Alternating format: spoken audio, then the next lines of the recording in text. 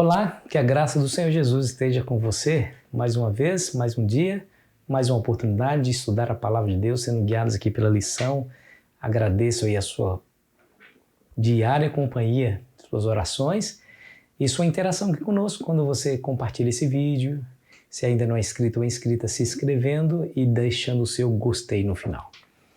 Vamos juntos para um tempo como este. A história de Esther é uma história emocionante. Muito bem. Aquele malvado homem egocêntrico chamado Amã conseguiu convencer o rei a destruir e dizimar todos os judeus de todas as províncias do seu reino. Prometeu colocar nas mãos e nos cofres do rei uma grande quantidade de prata por conta dessa ação. O rei assinou um decreto e selou com seu anel, de maneira que esse decreto foi estabelecido em cada cidade, em cada província. E os judeus, então, agora ameaçados de morte, começam a clamar a Deus. O próprio Mordecai vai diante do palácio do rei Assuero, colocando sobre ele panos de saco e cinza, em sinal de luto, em sinal de humilhação.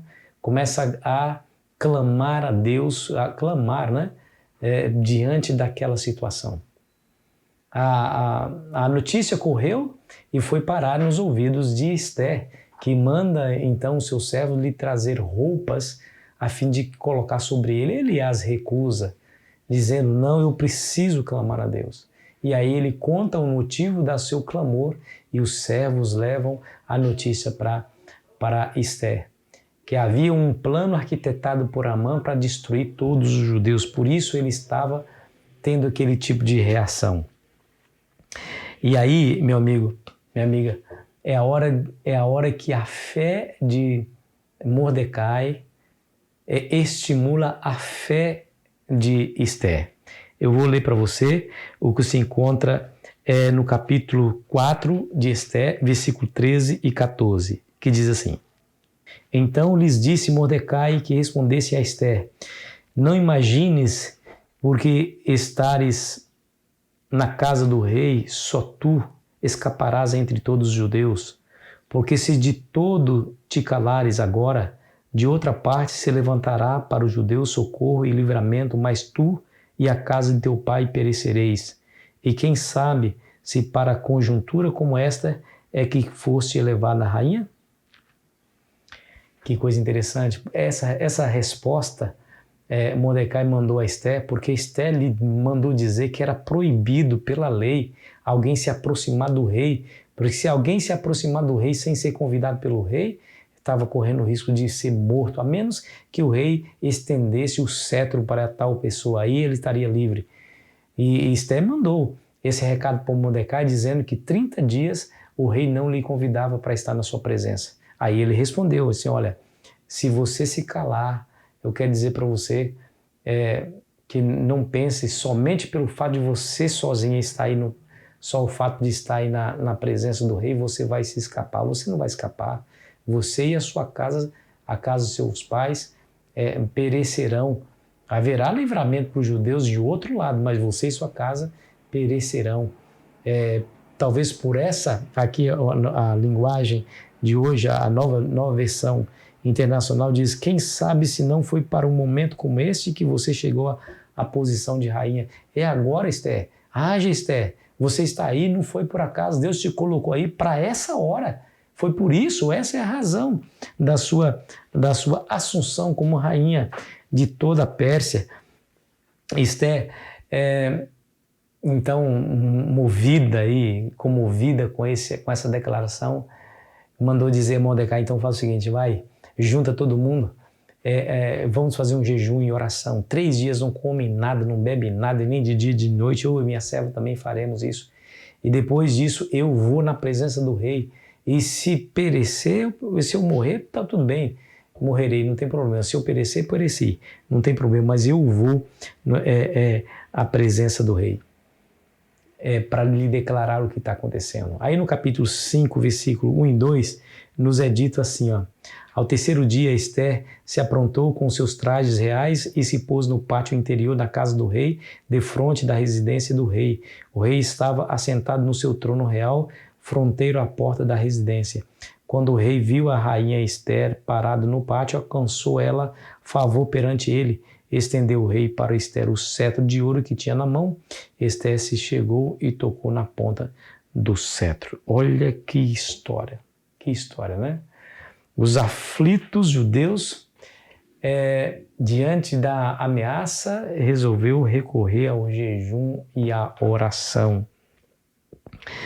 Que coisa interessante, tá vendo? A oração pode fazer por nós o que nenhum poder na terra é capaz de fazer. Ellen White diz que a oração é a chave na mão da fé, que abre os celeiros dos céus, onde se acham armazenados os ilimitados recursos da onipotência, ou seja, recursos de Deus. A oração é que abre essa porta, onde nós temos acesso a esses recursos, a esse poder, as bênçãos que o Senhor derramará sobre nós. Por isso ela faz a seguinte pergunta: por que os filhos e filhas de Deus são tão relutantes em orar? Amigo e amigo, diante de uma situação probante, difícil, eu e você precisamos acreditar no poder da oração. O Senhor Jesus fez da oração o seu principal instrumento de força, de batalha espiritual. Ele passava noites inteiras em oração e antes da crucifixão ele estava lá ajoelhado debaixo daquela abóbada celeste estrelada, suando sangue, é verdade, mas orando ao Senhor. O povo judeu encontrou na oração e no jejum o socorro que precisava para salvarem-se ou para salvar a sua própria vida. Eu e você precisamos fazer a mesma coisa. Nós somos assediados todos os dias e por todos os lados. Somos provocados, mas nós precisamos não nos esquecermos da oração diária, insistente, uma oração de angústia, como abrir o coração perante um amigo, falar a Deus o que nos incomoda, o que nos entristece, o que nos ameaça. É na oração que encontramos força. Não que o céu é abaixado até nós quando nós oramos, mas nós somos elevados até ao céu quando assim fazemos.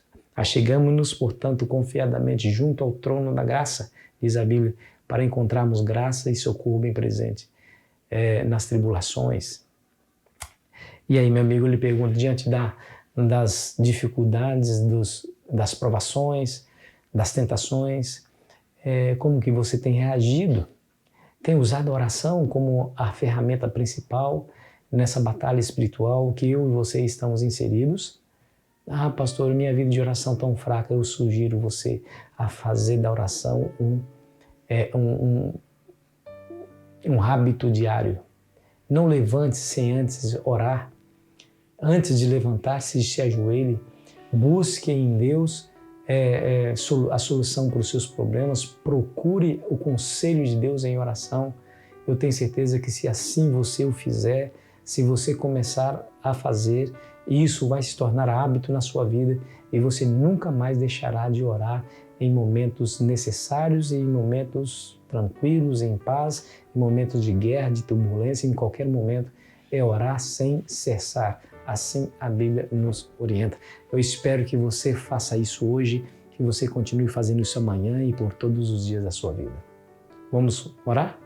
Senhor Deus, nos ajude, Pai, a confiar no Senhor e buscá-lo através da oração, em rogo, em jejum, porque é o céu, é no céu que encontra-se a nossa esperança, é no Senhor e nas Tuas mãos que estão as soluções de todos os nossos problemas. Senhor, confiamos a nossa vida nas Tuas mãos e pedimos que o Senhor nos ajude a sair do materialismo desse mundo e mergulhar no mundo espiritual através da oração, em nome de Jesus. Amém.